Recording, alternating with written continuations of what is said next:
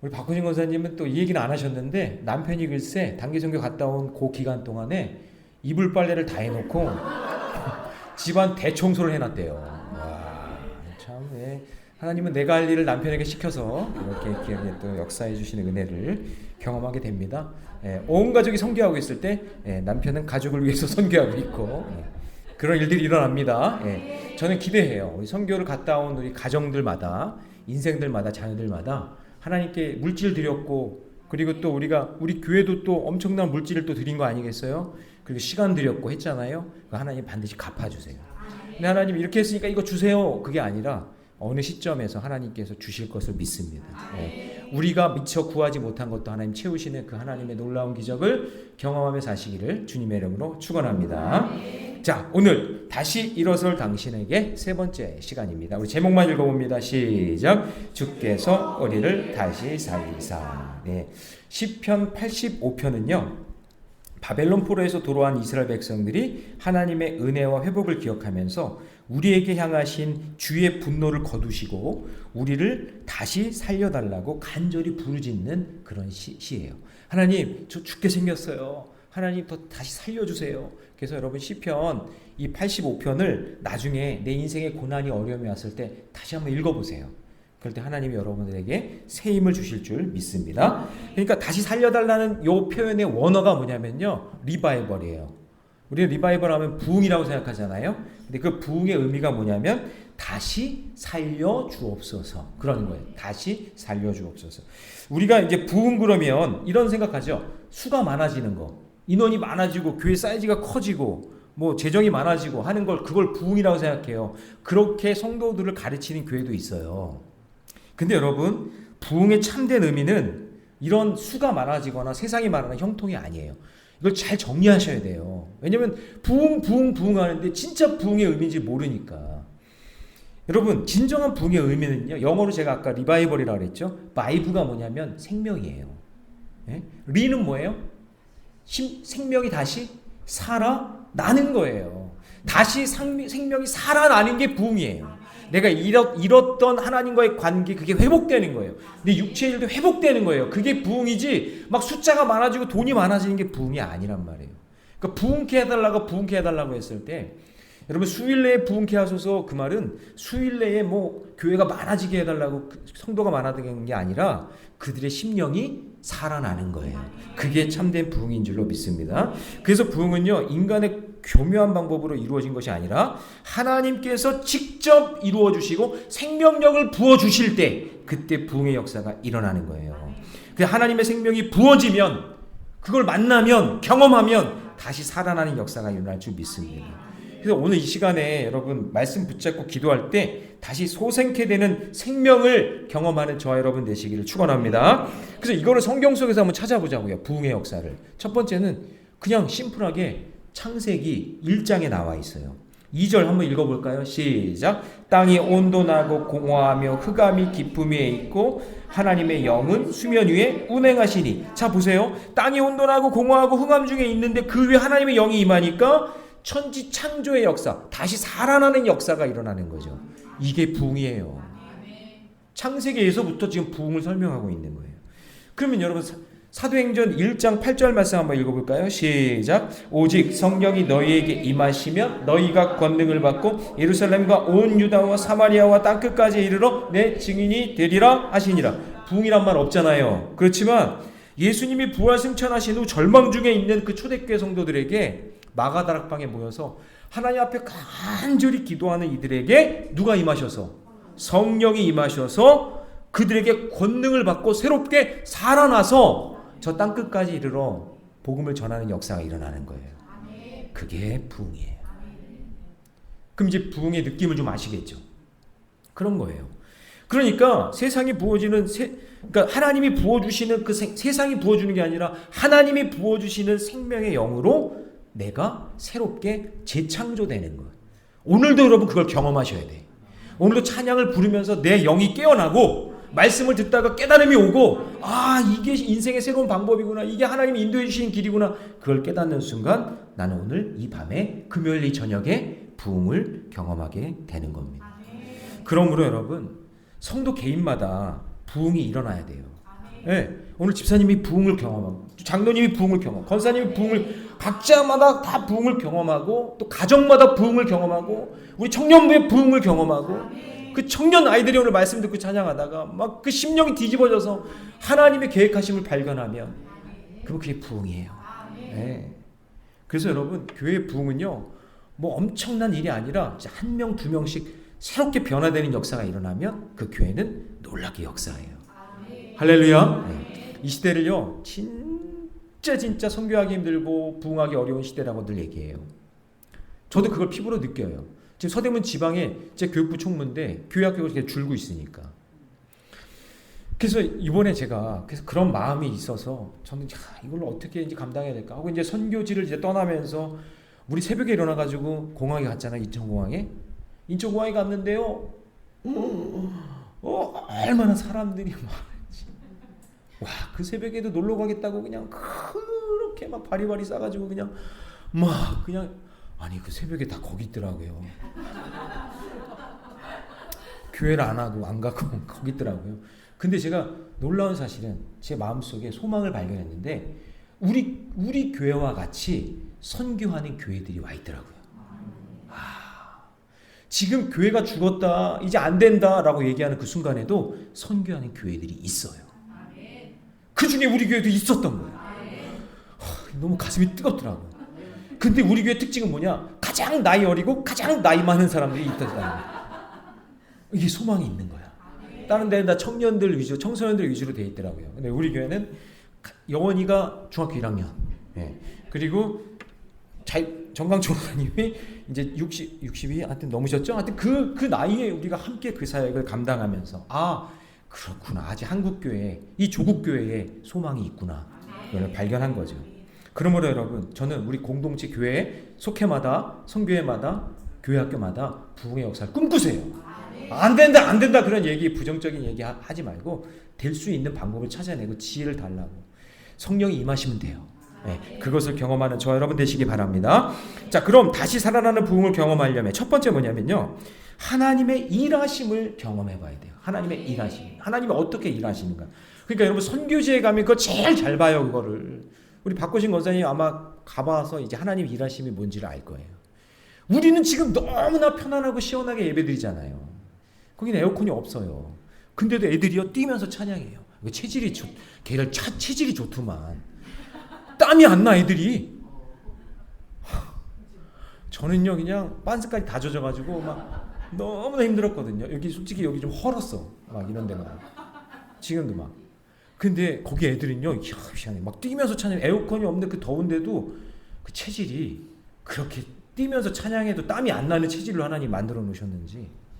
근데 그렇게 애들이 기쁘고 감사하게 찬양을 하는 거예요. 그러니까 도리어 우리가 은혜를 주러 갔다가 권사님 은혜 받고 왔어. 애들이 그렇게 예배하는 모습을. 그러니까 여러분 하나님 일하심을 보려면 선교를 가세요. 그러면은 진짜 하나님이 어떻게 일하시는지. 우리는 지금 이 땅에만 있으니까 모르잖아요. 근데 다른 땅에서 하나님이 어떻게 일하시는지를 보게 된다는 거죠. 자, 봅시다. 12절. 다 같이 시작. 하나님께서 좋은 것을 주시리니 우리 땅이 그 산물을 내리로다. 자, 여러분 우리가 다시 살아나는 부흥을 경험하면 자, 하나님이 좋은 것을 주셨다. 자, 우리의 성도들은 좋다, 토부, 하나님 보시기에 좋아더라. 이게 다 연결이 되잖아요. 그러니까 뭐예요? 토부의 열매를 주시는 거예요. 이게 뭐냐면 하나님이 일하시는 걸 보게 되면 하나님이 하나님 보시기에 좋은 일들을 만들어내시는 거구나 라는 것을 보게 된단 말이죠. 그래서 이 열매가 이 토부의 열매가 신약으로 오면 성령의 열매가 돼요. 갈라디아서 5장에 나오죠. 같이 읽습니다. 시작. 오직 성령의 열매는 사랑과 희락과 화평과 오래 참음과 자비와 양성과 충성과 온유와 절제니 이 같은 것을 금지할 법이 없느니라. 그러니까 좋은 것이 뭐냐? 그러니까 성령이 충만하여 그 창세기서부터 왔던 하나님이 임하시는 하나님의 일하심이 뭐냐? 그것이 우리 삶의 성령의 열매로 드러난다, 나타난다. 그 사도 바울이 이야기하는 거예요. 여러분, 하나님이 부어주시는 부흥을 경험하면 성령의 열매로 인해서 소망이 생기고 에너지가 넘치고 인생의 전과 후가 달라지는 거죠. 네. 그래서 여러분 부흥을 경험한 사람의 특징이 뭐냐? 성령의 열매가 자연스럽게 맺혀요. 열매의 특징이 뭐예요? 열매야 크게 맺혀 많이 맺혀 그게 아니라 심으면 열매는 자연스럽게 열매를 맺히는 거죠. 성령이 임하면 열매는 자연스럽게 맺히는 거예요. 그건 자연스러운 거예요.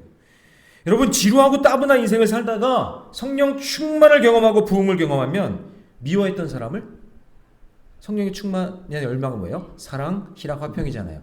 사랑하게 돼요. 찬양하다가 기뻐하게 돼요. 그러니까 여러분 찬양하면서 우울할 수가 없죠. 왜냐하면 성령이 내 안에 있으면 찬양의 기쁨이 넘쳐나잖아요. 아니 물론 우리가 울면서 찬양도 하지만 찬양할 때 우리의 기쁨을 주시잖아요. 그게 성령의 열매예요. 그래서 서먹서먹한 관계에 화평케 해요. 그 사람이 가면 공동체가 살아나. 누가 하시는 거예요? 성령이 역사하시는 거예요. 그래서 부흥을 경험하면 아주 자연스럽게 설명의 열매가 맺힙니다. 제가 부교육자 시절에 부교육자만 큰 어떤 교회에서요 10년 가까이 했거든요. 거기는 교구를 2년마다 바뀌어요. 그러니까 한 교구가 300가정. 저희 교회보다 많아 한 교구가. 그러니까 300가정이니까 그 300가정을 계속 2년마다 로테이션으로 돌아가는 거예요. 그러니까 10년을 하면 총 4교구가 있으니까 한 바퀴 다 도는 거죠. 한 바퀴 다 돌면 어떤 느낌이 드냐면 이제 할 게 없다. 이런 느낌이 딱 들어요. 왜냐하면 이미 성도를 다 파악했죠. 교회의 상황과 현실이 다 보여요. 그러니까 그때부터 매너리즘에 빠져요. 그러면서 힘들어져요. 목회가 따분해져요. 이제 할 게 없다. 이런 느낌이 이제 막 들단 말이에요. 근데 여러분 그때부터 정신 똑바로 차리고 하나님께 집중하고 말씀에 집중하고 하나님 지금 이곳에 새로운 부흥을 경험하게 해주세요. 하나님께 매달리지 않으면 그러면요 뒤처져요. 목회가 제가 늘 얘기하지만 쉽게 하는 방법이 있어요. 게으르게 하는 방법이 있어요. 목회자가. 근데 거기서 그냥 안주하고 가만히 있으면 그렇게 돼버리고 거기서 내 몸을 복종시켜서 하나님께 매달리고 기도하고 하나님 깨달음을 달라고 여기서 가만히 있을 수 없어요 하고 계속해서 기도하면 하나님께서는 새로운 힘과 능력을 우리에게 주세요. 어떤 목사님들은 저한테 그래요. 목사님 이제는 뭐 다 해보셨겠어요. 뭘 그렇게 열심히 하세요 막 이래요. 그게는 마귀의 속임수예요. 넘어가면 안 돼요. 여러분 이삭이 우물 파는 것처럼 여기 가서 빼앗기면 여기 가서 또 파는 거야. 여기 가서 또 파는 거야. 누가 뭐라고 해도 하나님이 그만할 때까지 열심히 파다 보면 하나님께서 부엘세바와 같은 축복을 주시는 거거든요. 그래서 하나님이 부어주시는 부흥을 경험하면요 성령의 열매가 맺히기 때문에 가만히 있을 수가 없어요. 힘든 일을 해도 오래 참게 되고요. 가까운 사람을 만나도 자비하게 되고요. 정말 싫은 사람이 있잖아요. 저거를 죽여 살려 막 그러잖아요. 죽여가 아니라 성령 충만하잖아요. 죽여가 아니라 주여. 그 사람 얼굴을 보면 죽여가 아니라 주여 이렇게 된단 말이죠. 그게 성령 충만한 사람이에요. 근데 여러분 정말 싫은 사람 있잖아요. 그때 내 성격대로 내 마음대로 하는 게 아니라 성령이 그 안에 있는 사람은 그 입술에서 죽여가 아니라 주여가 나온다고요. 우리 한번 그 사람 떠올려 보면서 한번 해볼까요? 주여가 아니야. 주여가면 안 돼요. 주여. 다 같이 시작. 주여. 가까이에 있죠? 네, 주여. 이제 참아내고 인내하는 거예요. 그게 오래 참음. 그래서 부흥은 우리가 구하되 하나님이 주셔야만 얻을 수 있다는 것을 믿으시기 바랍니다. 내가 노력하고 의도한 것이 되는 것이 아니라 하나님이 부어주시고 이끌어 주셔야만 하나님이 역사하신 부흥을 경험케 되는 거예요. 그래서 하나님은 오늘도 이곳에 주님, 여러분 그거 아세요? 주님이 죄송해요. 하여튼 양동이를 들고 주님이 부어주실 준비를 하고 계셔. 그러니까 아멘. 아멘 하는 사람만 받을 거예요. 지금 말고 아까 처음에 하신 분. 네. 하나님이 양동이에다가 복을 성령 충만한 것을 지금 준비하고 계시는데 여기서 참 희한한 건요. 어떤 사람은 그걸 받고 가요. 성령을 경험하고 가. 하나님 이렇군요 하면서 성령 충만함을 경험하고 가고 어떤 사람은 빈털터리가 돼서 가는 거예요. 사모하는 마음으로 집중하고 기도하고 찬양할 때 그런 역사가 일어날 줄 믿습니다. 하나님의 일하심을 맛보고 경험하고 누리며 살아가는 저와 여러분 되시기를 축원합니다. 자, 두 번째, 다시 살아나는 부흥을 경험한 두 번째는요, 영혼에 대한 태도가 달라져요. 하나님의 일하심이 달라져요. 하나님 일하심. 저 똑같은 거 아니에요? 첫째나 두 번째. 네, 두 번째 좀 바꿔주세요. 영혼을 대하는 태도가 달라집니다. 자, 우리 10절 말씀 같이 한번 읽어봅니다. 다 같이 시작. 인애와 진리가 같이 만나고 의와 화평이 서로. 자, 여러분 보세요. 인애, 사랑이죠. 진리, 말씀인데 이게 같이 만나요. 통합돼요. 연결돼요. 그러니까 어떤 사람들과의 그 만남이 성령 충만하면 그것이 자연스럽게 되고 서로 연결되는 복을 받는 거예요. 의와 화평, 어떻게 보면 의는 공이고 화평은 서로 하나가 되는 건데, 의는 좀 딱딱한 것 같고 화평은 부드러운데 이게 어떻게 하나가 돼? 성령이 충만하면요, 그런 사람과 이런 사람이 만나서 하나가 돼요. 여기서 서로 입 맞춘다는 것은 뽀뽀가 아니라 서로 이렇게 인사 나누고 연합하게 된다라는 의미가 있는 거죠. 그러니까 한 영혼 한 영혼을 존귀하고 소중하게 여기는 공동체가 된다. 그런데 내 안에 부흥이 없으면요, 영혼을 대하는 태도, 사람을 대하는 태도가 진심이 사라지고 진정성이 사라져요. 저 인간만 교회 안 나오면 좋겠네. 제가 저번에도 얘기했지만 큰 교회에 보면은요, 입구가 두 군데가 있어요. 여기 계단 타고 올라가서 이쪽으로 출입하는 본당으로 이쪽으로 올라가는 출입구가 있으면요, 그냥 권사님 장로님이나 된 분들이 그냥 틀어져 가지고는 그 사람이 이쪽으로 올라가면 자기는 이쪽으로 올라가. 안 만나려고. 그걸 나한테 얘기해. 목사님, 저는 저 인간 안 만나려고 이쪽으로 올라가요. 네? 그 인간 어느 쪽으로 올라갔어요? 이쪽으로 올라갔어요? 나는 그러면 이쪽으로 올라갈 거예요. 아니, 그러고 있어요, 저한테. 아이고, 참. 그게 무슨 성령 충만이에요? 그게 무슨 직분자예요? 아니에요. 의와 화평이 서로 입 맞추는 거예요. 인애와 진리가 하나가 되는 거예요. 그게 여러분, 영혼을 대하는 태도가 달라져요. 성령 충만하면. 그래서 우리 장로님들 너무나 좋아요. 장로님들이 그걸 참 잘하세요. 참 누구라도 이렇게 하나 되려고 하시고 애쓰려는 모습이 너무 감사해. 제가 복 받았어요. 어떤 교회는 장로님 눈치 보느라고 목회를 못한대요. 담임 목사가. 성도들 눈치 보느라고. 그럼 솔직히 불행한 거 아니에요? 그건 솔직히 진짜 불행한 거예요. 저 그렇게 못해요, 목회. 어떻게 눈치 보고 한마디 들을까봐 아무것도 못하면서. 그게 여러분 쉬운 목회하는 거예요. 담임 목사가 쉬운 목회하는 방법은요, 여러분, 제가 눈치 보게 만드시면 돼요. 그러면 일 안 해요. 아무것도 안 해. 그냥 가만히 있어요. 그냥 제가 할 일만 하면서 쉽게 했던 것도 하고 추수감사절 설교 본문 똑같은 걸로 계속하고 성탄절 설교 본문 똑같은 걸로 계속하고. 저 그거 잘해요. 정말 잘해요. 근데 그렇게 하면 저 죽는 거잖아요. 그러니까 여러분, 이게 서로 연합되고 하나 되려면 서로가 성령 충만한 관계 속에 하나가 되어야 된다라는 것을 꼭 기억하세요. 꼭 기억하셔야 돼요. 예. 그 교육 전도사 시절에 다른 부서 여러 맹사를 도와서 사역을 감당하는데, 사실은 다른 부서니까 신경 안 써도 돼요. 근데 교육 목사님이 참 그런 거를 교육을 잘 시켜주셨어요, 저한테. 어떤 부서는요, 자기 부서 거라고 쓰지도 못하게 하고, 이렇게 등반해가지고 만약에 다니엘부에서 예를 든 거예요. MTS로 올라가면은 그 아이디에 대한 정보가 올라가야 되잖아요. 안 올려보내. 니들이 알아서 해. 이래요. 진짜 그런 교회가 어딨어. 그런 교회에서도 목회 해봤어요. 근데 그걸 싹 바꿔놨죠. 우린 다 하나인데, 믿음의 공동체 안에 어디 부서 이기주의를 어떻게 그렇게 해. 이 부서도 잘 되고 이 부서도 잘 되고 서로 잘 돼야지. 이 사람만 고생하는 게 아니라 함께 연합해서 함께 하는 거지. 나만 고생한대, 나만. 그거는 미련한 생각이에요. 진짜 미련한 거예요. 함께 연합하여 주의 일 감당하는 거잖아요. 근데 제가 저는 청소년부 사역을 하고 있었을 때 이제 주일학교 어린이 부서 사역을 감당하고 있는데, 한 아이가, 여자아이가 왔는데 가정의 돌봄을 제대로 받지 못한 여자애예요. 왔는데 그냥 온몸에 오줌 냄새, 똥 냄새가 나요. 그 지역이 좀 못 사는 그런 지역이에요. 인천의 한 지역인데.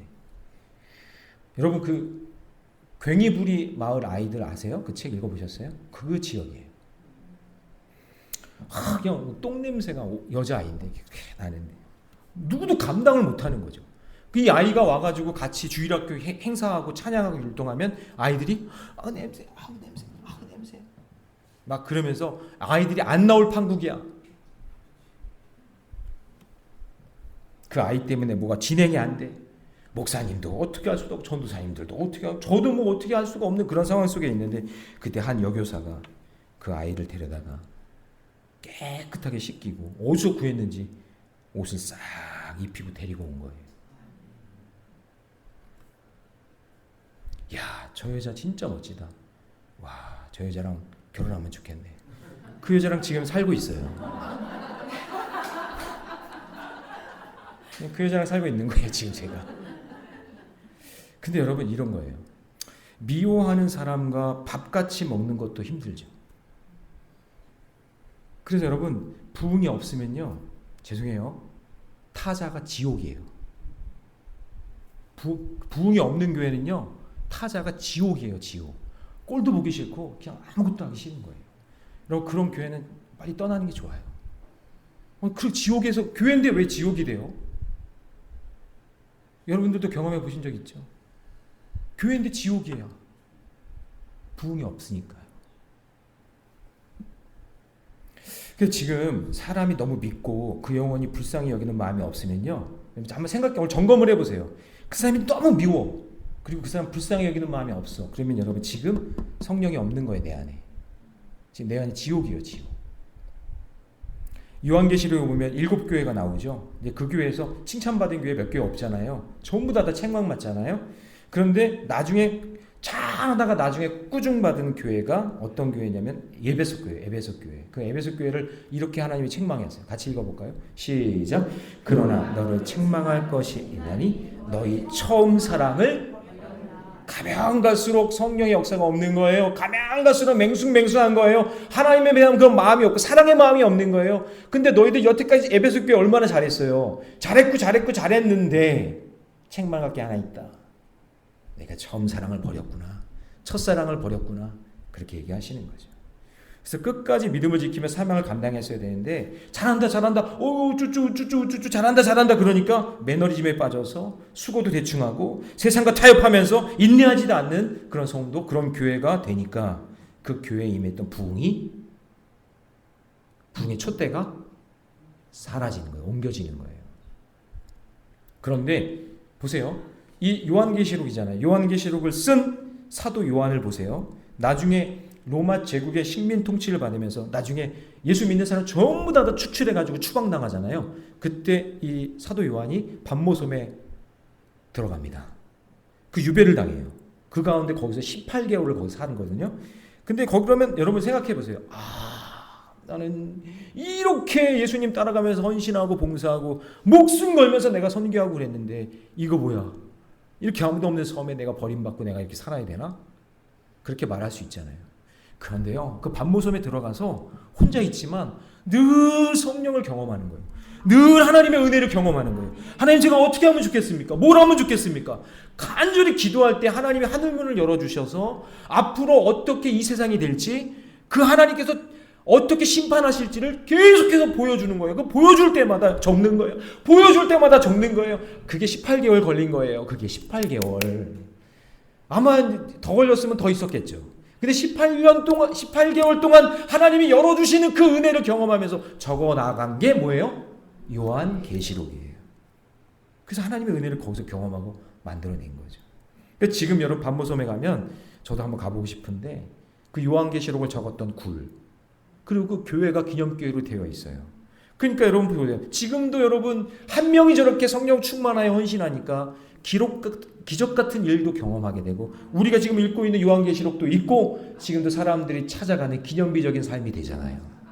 그래서 하나님이 부어주시는 부흥이 임하면 하나님의 손에 붙들려서 위대하게 쓰임받고, 만약에 그렇지 않으면 에베소 교회처럼 처음 사랑을 버리고 옛날에 말이야, 나 때는 말이야 막 그러면서 버림받는 교회가 되는 거예요. 여러분, 이것은 지금 우리 모두에게 적용하셔야 되는 거예요. 하나님이 부어주시는 부흥이 있어야 영혼을 대하는 태도가 달라지고, 가족을 대하는 태도가 달라지고, 직장에서 일하는 태도가 달라지고, 성도를 대하는 태도가 달라져요. 저도 마찬가지. 저에게 적용하는 거예요. 제가 교만 떨고 건방 떨고 그렇게 살다가 성령 없이 목회하면 안 되잖아요. 한 영혼을 소중하게 여기고 관계를 귀하게 여기고. 여러분, 그래서 문제는요, 능력이 없는 게 아니라, 돈이 없는 게 아니라, 시간이 없는 게 아니라 하나님이 부어주시는 부흥이 없는 거예요. 이번에 베트남 단기선교 동시 통역을 맡은 베트남 현지인 자매가 있는데 이름이 덤이에요. 덤. 그게 뜻이 뭐냐면 마음이에요. 마음. 재밌더라고요, 베트남 말이. 그 사람들은 우리나라 말을 재밌게 여기겠죠. 하여튼 근데 덤이에요. 그래서 한국말로 하면 마음인데 저보다 나이가 한참 어려요. 스물 몇 살이었나? 27? 뭐 이 정도 됐거든요. 그래서 제가 한국말로 마음아 이렇게 부르기로 했어요. 마음아 해서 저 페이스북 친구거든요. 그래서 제 유튜브에 좋아요와 구독을 눌러주셨더라고요. 감사해요. 제가 강요 안 했어요. 저 어디서 강요 안 합니다. 저 강요 안 해요. 그냥 이렇게 하다 보니까 연결돼가지고 이렇게 한 거지. 근데 여러분, 이 자매가요, 이제 제 옆에 앉아서 이렇게 얘기를 많이 나눴어요. 한국어를 배우려고 한국에 온 적이 없어요. 한국에서 교육을 제대로 받은 게 아니에요. 근데 아버지가 목사님인데 길거리에서, 거기는 대놓고 집회를 할 수가 없잖아요. 그러니까 길거리에서 빵 장사를 해요. 네. 저희 아버지도 빵 만드셔서 거기서 또 이렇게 얘기가 좀 나오기도 했고. 그러니까 빵 장사하면서 몰래 복음을 전하는 거예요. 근데 복음을 전하다가 옆에서 공안한테 신고한대요. 그러면 막 와가지고 그 빵 만드는 거 다 엎어뜨리고 막 핍박당하고 했던 그런 경험들 얘기해 주더라고요. 그런데 예수님을 사랑하고 영혼을 사랑하는 마음이 있으니까 이 자매가 한국인이 운영하는 회사에 다니면서 틈틈이 한국어 공부를 스스로 한 거야. 그러면서 한국어를 터득하게 된 거예요. 그래서 하나님이 은혜와 부흥을 막 경험하게 하니까 영원 사랑하는 마음을 주셔서 언어의 은사가 하는 게 확 터져가지고는요, 정시 통역을 하고 사역을 감당했어요. 덤잠이 없었으면 저 설교도 못했을 거고요. 우리 사역에 엄청난 지장이 있었을 거예요. 애들이 막 달려드는데 보드게임을 막 해야 되잖아요. 보드게임을 하는데 막 이게 설명을 해줘야 되는데 한국말로 보니까 애들 정원이도 보니까 you know 막 이러면서 막 하는데 이게 뭐 대화가 안 되니까 뭐 영어로 해도 막 어린애들은 이해가 안 되는 거죠. 근데 이 덤자매가 와 그냥 막 분주하게 왔다 갔다 하면서 여기 갔다 저기 갔다 막 하면서 막 설명을 해주는 거예요. 아주 귀한 사역을 잘 감당했어요. 제가 그래서 하나님 은혜다. 하나님 은혜다. 여러분, 성령의 부음을 받으면 하나님께서 여러분에게 은사도 주실 줄로 믿습니다. 저는 박정희 대통령 참 아쉬운 분인데, 여러분 아들 박지만이라고 있잖아요. 저 사람은 지금 나오는 사람이 누구냐면 노병천이라는 소위라는 사람이에요. 노병천 소위. 근데 박지만, 그러니까 박정희 대통령의 아들이 육사에 들어갔는데 그 육사에 들어갔을 때 저 노병천 소위가 개인적으로 많이 도와주고 그리고 훈련도 많이 시켜줬대요. 그래서 이제 박정희 대통령이 저녁 식사 자리에 초청을 한 거야. 저 소위를. 그래서 이제 물어봤대요. 너 원하는 게 뭐야? 내가 다 들어줄게. 그때 자기 아들 잘해줬으니까. 근데 이 노병천 소위가 이런 말을 했대요. 각하, 꼭 예수 믿으셔야 합니다. 하나님께서 오늘 내 영혼을 데려가시면 어떻게 하시겠습니까? 그걸 딱 얘기했대요. 대단하죠? 여러분, 이때 당시에 글쎄요, 이렇게 얘기하면은 총에 맞는 건 죽는 거 아닌가? 하여튼 그런 어려운 상황 속에서도 복음을 전했다는 얘기죠. 성령이 하셨겠죠. 성령이 그 마음에 복음 전해라. 얼마나 두렵고 떨리는 마음이겠어요. 근데 전했단 말이에요. 그랬더니 계속 얘기하니까 박정희 대통령이 듣다가 말고 뭐라고 그랬냐면, 대통령 마치면 나가겠다 그랬대요. 대통령 마치면 나가겠다. 근데 대통령 마치기 전에 총에 맞아 죽은 거죠. 이런 생각을 한번 해봐요. 그 당시에 국가 권력, 그러니까 어떻게 보면 인간으로서 최고의 높은 지위에 올라간 사람 아니에요? 근데 그 사람이 그렇게 최고 권력과 능력이 있는 그 사람에게 복음이 들어갔다면, 그래서 예수 믿고 성령 충만하고 오늘 지금 제가 얘기하는 그 복음을 경험하고 부흥을 경험했다면 박정희 대통령이 이 나라를 그래도 나름대로 칭찬받는 부분이 있잖아요. 그런 부분에 더 놀라운 역사가 일어나지 않았을까? 이건 결과론적이지만 이게 결과론적으로 이야기하기는 좀 그렇지만 하나님께서 어떻게 우리나라를 이끌어 주셨을까? 물론 하나님 계획과 뜻이 있겠지만 이런 생각을 드는 거죠. 그러니까 여러분 아마 제대로 예수 믿고 부흥을 박정희 대통령이 경험했다면 성령의 열매가 맺혔겠죠? 그럼 성령의 열매 중에 맨 마지막이 뭐죠? 절제. 아마 대통령 자리에서 내려오지 않았을까?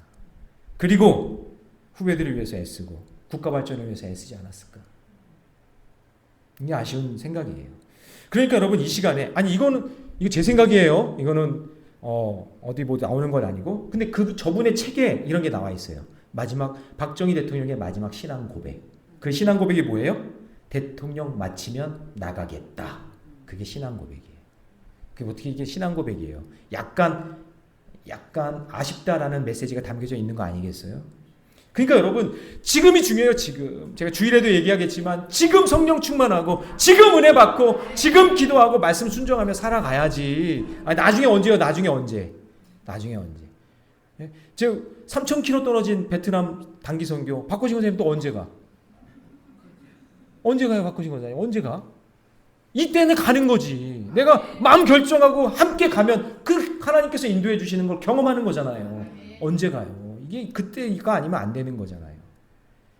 그러니까 여러분 지금이 중요해요. 지금이 은혜 받을 만한 때요. 지금이 성령 충만할 때요. 지금이 부흥을 경험할 때라는 것을 잊지 마시기 바랍니다. 자, 마지막으로 다시 살아나는 부흥을 경험하려면요.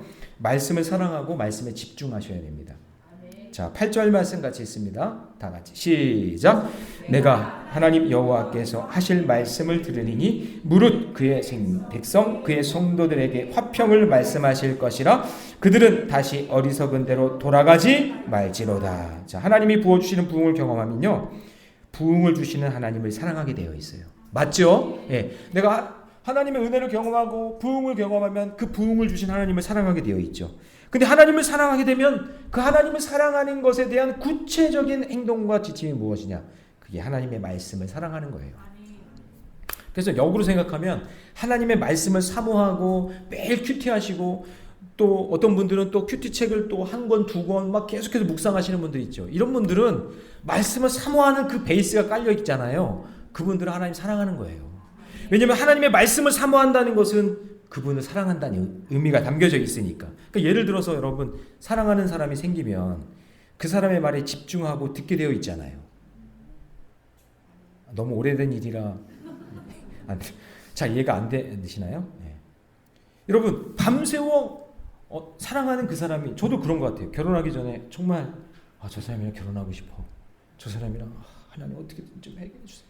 기회가 있는데 만나가지고 뭔가 툭 던져서 한 말이 있어. 근데 이게 결혼하자는 말인가? 저는 노골적으로 그랬어요. 우리가 결혼하게 되면 십자가를 함께 지고 가야 된다고. 그때 왜 그렇게 센스 없게 얘기했을까? 더 센스 있게 아름답게 얘기했어야 되는데 그것도 어디였는지 모르겠는데 육교에서 그렇게 얘기했던 것 같은데. 근데 육교에서 건너자 말고 내가 이렇게 하여튼 그랬는데. 근데 어떤 사랑하는 사람이 나에게 뭐라고 얘기하면 그게 계속 맴돌잖아요. 이런 의미인가? 저런 의미인가? 막 이렇게 고민하잖아요. 알고 보면 사실 별것도 아닌데 말한 그 사람은 나중에 물어보면 내가 그런 말 했던가? 막 이러는데 근데 그 말에 계속 맴돌죠. 여러분 보세요. 천지창조 이래 마귀의 공격이, 잘 보세요. 하여튼 여러분 마귀는요 일관되게 공격해요. 일관되게. 그 공격이 뭐냐? 하여튼 천편일률적인데 우리가 말씀을 못 듣게 하는 게 마귀의 공격이에요. 그냥 태초부터 그냥 마귀는 마귀가 뭐 여러 가지 역사하고 사건 사고도 일어나고 막 그러지만 전체적으로 종합해 보면 천편일률적으로 그냥 우리가 하나님 말씀 못 듣게 만드는 게 마귀의 공격이에요. 그래서 여러분 보세요. 예수님이 이 땅에 오셔가지고 당신을 소개할 때 요한복음 14장 6절이죠. 같이 있습니다. 시작. 그러므로 나는 곧 길이요 진리요 생명이니 나로 말미암지 않고는 아버지께로 올 자가. 그러니까 자기를 소개하는 거예요. 주님이 내가 길이야, 내가 진리야, 내가 생명이야. 그러니까 마귀는 이거를 흔들어 놓으려고 지금도 여러분 부단히 애를 쓰는데, 여러분 들어보세요. 길이 뭐예요? 세상에 아유 야 무슨 예수 믿으면 좁은 길 가라는데 그것만 길이야? 아니야. 넓은 길도 있어. 지름길, 오솔길, 너무나 길이 많아. 갈 길이 많아. 예수만이 길이 아니야. 다른 길도 많아. 그러면서 말씀이 길인데 다른 길을 보여주면서 쾌락적이고 중독적인 길을 우리에게 가게 한단 말이에요. 그쵸? 맞죠? 예나 지금이나 똑같아요. 자, 진리. 세상에 절대적인 진리가 어딨어? 너도 옳고 나도 옳고 다 옳지. 어쩔 땐 남자가 되었다가 어떻게 여자 되었다가 어떻게 남자만 있고 여자만 있고 그래. 아이고 그냥 차별금지법 아유 그 빨리 저기 해야 돼. 어떻게 우리가 그렇게만 살아? 아유 가끔 내가 남자인데 가끔 여자도 돼서 여자 화장실도 가보고. 아 참. 그게 뭐예요? 하나님 말씀을 상대화시키는 거죠. 마귀의 전략이에요. 예. 생명 생각해 보세요. 한 번 사는 인생 욜로 하면서 행복하게 재밌게 잘 먹고 잘 살고 살면 그만이지. 영생이 어딨어? 천국이 어딨어? 지옥이 어딨어? 그러면서 하나님이 주신 생명의 가치를 무시하는 거예요. 예나 지금이나 똑같아요. 진짜 똑같아. 하나님 말씀 못 듣게 만드는 거예요. 여러분 말씀을 듣기 위해 오셨지만 세상 사람들은 말씀의 가치를 모르잖아요. 그러니까 무시해요. 하나님의 말씀을 아멘 하고 받아들이면 길이 보이고 진리를 깨닫고 생명을 얻어서 삶의 능력이 나타나는 건데, 그런데 마귀는 우리가 능력을 받으면 영업에 방해가 되잖아요. 걔네들 영업에 방해가 되잖아요. 그러니까 하나님의 말씀을 들리지 못하게 지금도 수작을 부리고 있는 거예요. 그 세상의 모든 것은 변해도 하나님의 말씀을 변하지 않는다는 것을 믿으시고 어느 상황에서든지 말씀 큐티하세요. 아니 휴가 가서 여행 가면 큐티책 들고 가세요. 가서 큐티하세요. 애들이랑 같이 말씀 보세요. 그 말씀 예배하고 큐티하고 나면 얼마나 마음이 그냥 샤워한 것처럼 가벼워지는지. 이번에 선교 가서도 아이들이랑 큐티하니까 신앙의 고백들이 막 나오면서 은혜를 받는 거예요. 어쩌면 그 선교지의 상황과 이 말씀, 그때가 사사기 17, 18, 19장이었거든요. 거기랑 어쩌면 그렇게 연결이 되든지 놀라운 기적을 경험하게 돼요. 다른 교회 어떤 장로님이요, 지금 그 교회 목사님이 안 계시다고 자기가 당신이 설교해야 된다고 저한테 전화가 왔어요. 설교를 어떻게 해야 되는지 알려달라고. 본문은 창세기인데. 근데 제가 그거를 얘기하면서 제가 충격을 받은 게 뭐냐면, 평생 신앙생활하고 장로인데도 불구하고 창세기를 몰라요.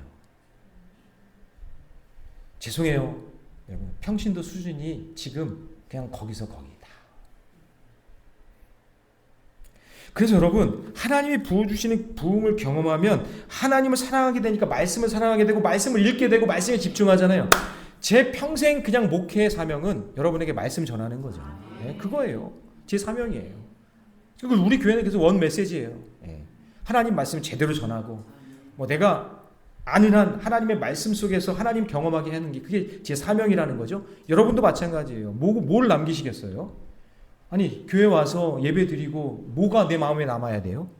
하나님의 말씀이 남아야죠. 그리고 한 걸음 더 나가서 목숨 걸고 울더라도 복음을, 그 말씀을 전할 수만 있다면 그러면 금상첨화겠고. 네. 그래서 어떤 권사님이 설교를 듣다가 말씀이 생명이라는 걸 깨닫고 회사에서 자기 비서에게 한 번도 꺼내지 않았는데, 직장생활 수십 년 했는데 한 번도 꺼내지 않던 복음을 그 비서한테 전했대요. 그랬더니 그 비서가 하는 말이, 부장님이 교회 다니는 줄은 제가 이미 알고 있었는데 부장님이 저에게 교회 가자고 안 하시는 걸 봐서 나 같은 사람은 교회 가면 안 되는 사람인 줄 알았대.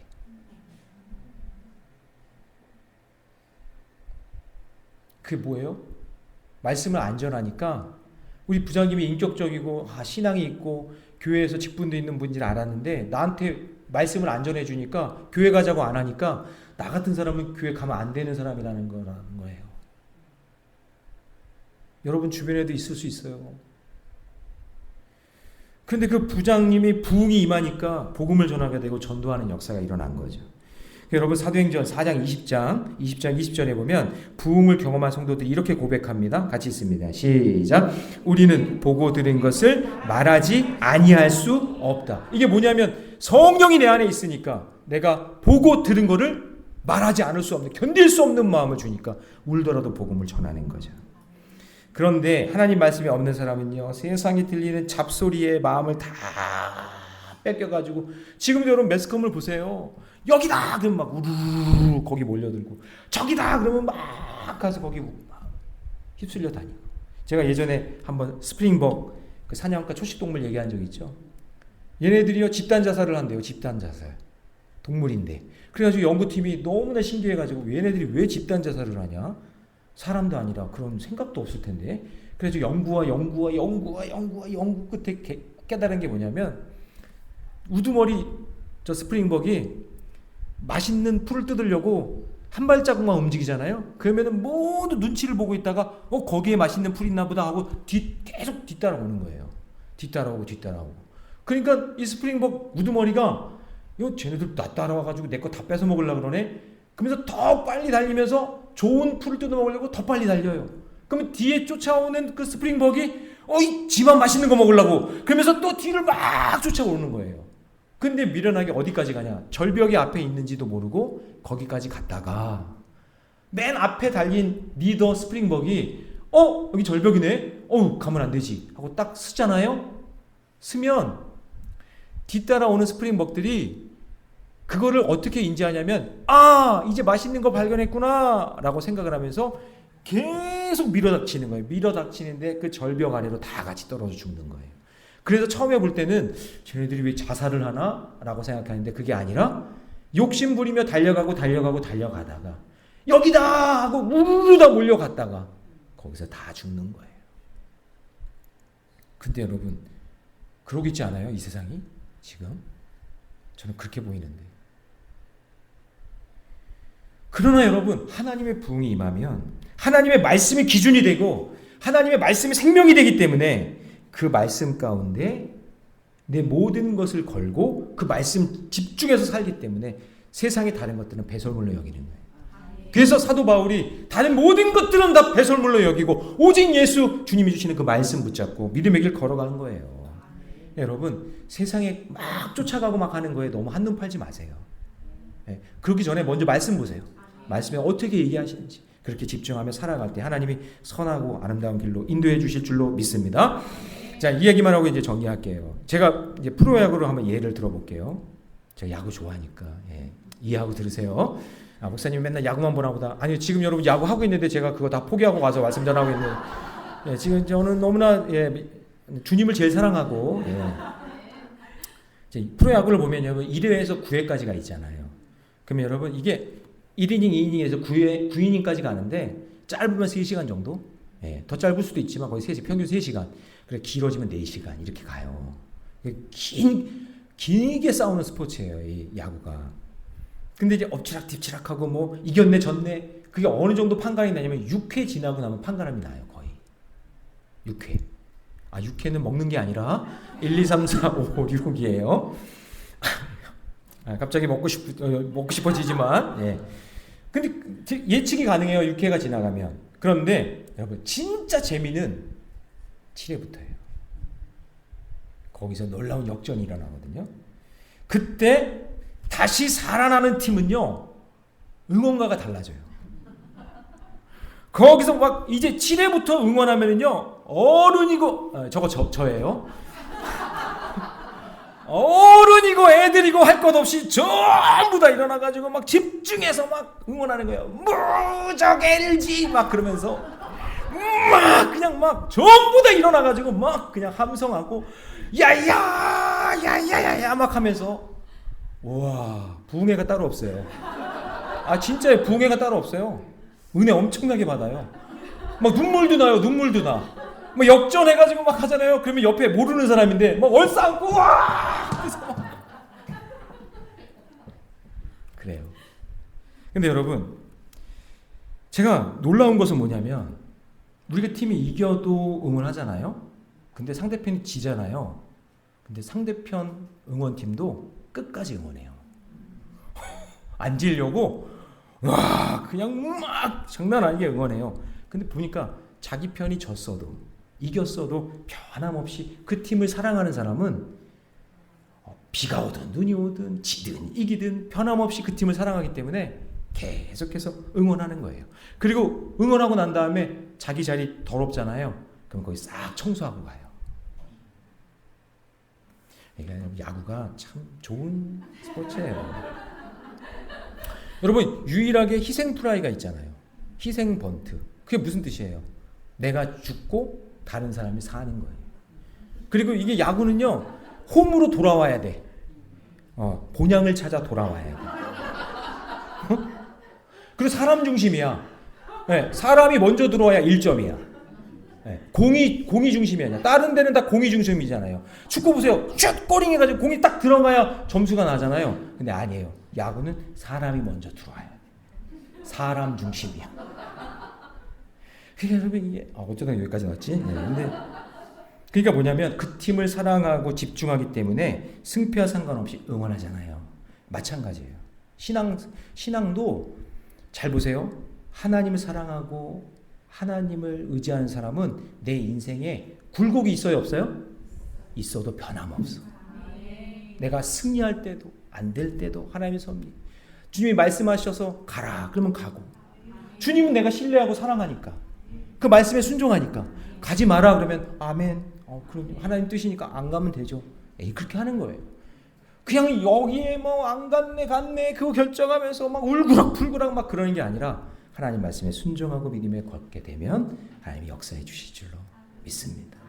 이제 말씀을 정리합니다. 사랑하는 성도 여러분, 우리가 왜 예수님을 사랑하고 그분께 집중하죠? 세상적으로 보면 너무나 약하고 무기력한 사람에 불과합니다. 저와 여러분이 믿었던 사람들에게 배신당했죠. 여러분 예수님 한번 보세요. 멸시와 조롱과 모진 고문당했죠. 가장 처참한 십자가 처형으로 33살에 죽었죠. 세상적으로 보면 패배한 인생이에요. 그런데 우리가 예수님을 사랑하는 이유는 뭐죠? 역으로 한번 생각해봐요. 배신을 당해도 그 제자들 사랑하세요. 멸시와 조롱과 모진 고문을 믿음으로 이겨내세요. 말씀으로 이겨내세요. 그리고 가장 처참한 십자가 처형에 죽으셨으나 3일 만에 부활하셨고 사망 권세를 이기셨어요. 예. 그래서 오늘 이 시간에 우리가 함께 찬양하고 기도하면서 하나님이 부어주시는 그 부흥을 경험하기를 원합니다. 내 심령의 부흥을 위해, 내 가정의 부흥을 위해, 우리 교회의 부흥을 위해, 이 조국 교회 그리고 이 나라의 부흥을 위해서 여러분 기도하며 나아가시기를 주님의 이름으로 축복합니다.